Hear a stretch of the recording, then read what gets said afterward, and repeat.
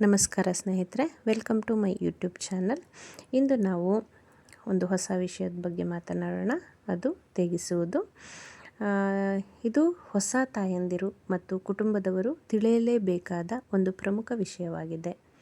ಅದು ಮಗುವಿಗೆ ಎದೆ ಹಾಲು ಕುಡಿಸಿದ ನಂತರ ತೇಗಿಸುವುದು. ಓಕೆನಾ?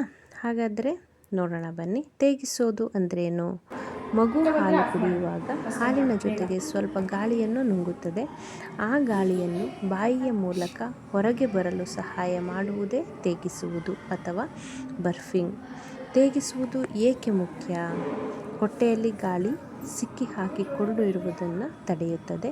ಹೊಟ್ಟೆ ಉಬ್ಬರ ಕಡಿಮೆಯಾಗುತ್ತದೆ. ಮಗು ಹೆಚ್ಚು ಆರಾಮವಾಗಿರುತ್ತದೆ. ಹಾಲು ಉಗುಳುವುದು ಕಮ್ಮಿಯಾಗುತ್ತದೆ. ಅಳುವುದು ಮತ್ತು ಅಸ್ವಸ್ಥತೆ ಕಡಿಮೆಯಾಗಬಹುದು. ಹಾಗಾದರೆ ಯಾವಾಗ ತೇಗಿಸಬೇಕು?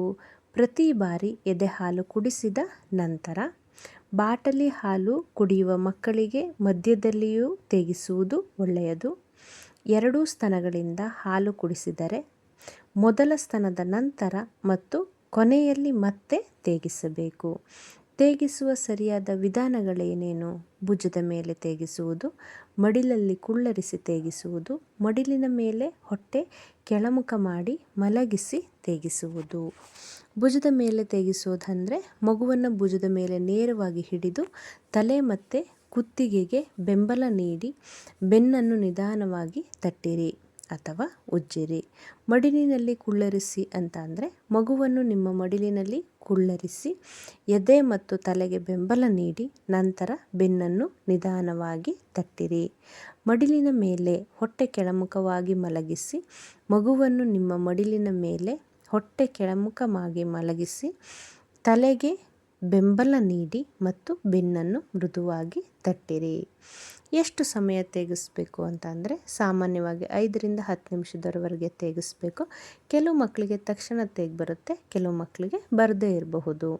ತೇಗಿ ಬರದಿದ್ದರೆ ಭಯಪಡಬೇಕಾಗಿಲ್ಲ. ಮಗು ಆರಾಮವಾಗಿದ್ದರೆ, ಚೆನ್ನಾಗಿ ಹಾಲು ಕುಡಿತಿದ್ರೆ ಮತ್ತು ಯಾವುದೇ ತೊಂದರೆ ಇಲ್ಲ ಅಂತಂದರೆ ಎಲ್ಲ ಸಮಯದಲ್ಲೂ ತೇಗು ಬರಲೇಬೇಕು ಎಂಬ ನಿಯಮವಿಲ್ಲ. ಯಾವಾಗ ಡಾಕ್ಟ್ರನ್ನ ಸಂಪರ್ಕಿಸ್ಕೋಬೇಕು ಅಂತಂದರೆ ಪದೇ ಪದೇ ಮಗು ಹೆಚ್ಚು ವಾಂತಿ ಮಾಡ್ತಿದ್ರೆ, ಹಾಲು ಕುಡಿದೇ ಇದ್ದರೆ, ಉಸಿರಾಟದ ತೊಂದರೆ ಇದ್ದರೆ, ತೂಕ ಸರಿಯಾಗಿ ಹೆಚ್ಚಾಗದಿದ್ದರೆ, ನಿರಂತರವಾಗಿ ಅಳ್ತಿದ್ರೆ. ಓಕೆನಾ? ಹಾಗಾದರೆ ನೀವು ಇದ್ರ ಬಗ್ಗೆ ಸ್ವಲ್ಪ ಮಾಹಿತಿ ತಿಳ್ಕೊಂಡ್ರಿ ಅಂತ ಅನ್ಕೋತೀನಿ. ತೇಗಿಸೋದು ತುಂಬ ಮುಖ್ಯವಾದ ಒಂದು ಮೆಥಡ್. ಎಲ್ಲರೂ ಫಾಲೋ ಮಾಡಿ.